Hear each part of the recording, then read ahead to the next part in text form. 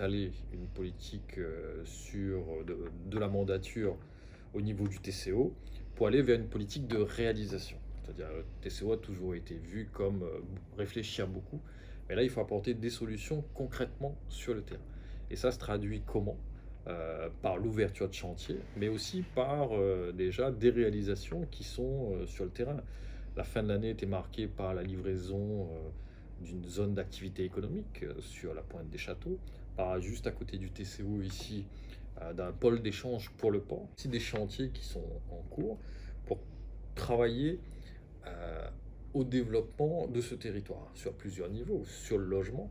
Donc, quand on regarde ce territoire, le cœur d'agglomération entre le port, la Possession et Saint-Paul, il y a un projet qui a été labellisé depuis 2009, qui est l'écocité.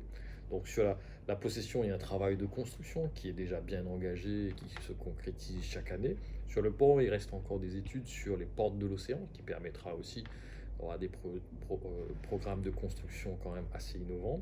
Et sur la partie Saint-Pauloise, cette année, on a lancé la ZAC Cambé Oméga, qui permettra à terme de remplir ce rond Oméga au niveau de Saint-Paul. Il y a l'équilibre à avoir avec les hauts. Et ce travail-là, on le fait vraiment pour avoir un équilibre au niveau du territoire avec les différentes communes. Les hauts, ça part de Dodane en passant par Saint-Paul, le Guillaume, la Saline, Trois Bassins, le Plat de Saint-Leu et la Chaloupe Saint-Leu. Donc ça, c'est un travail que l'on fait.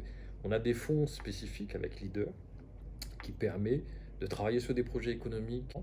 Et puis sur le TCO, il y a le troisième pilier qui est l'ouverture vers la mer. Nous avons la moitié des ports de plaisance de la Réunion, c'est une chance, c'est une fierté. Donc des travaux sont entamés dans ces ports de plaisance pour sécuriser, pour investir pour les professionnels, pour que ce soit vraiment de l'excellence sur cette économie bleue.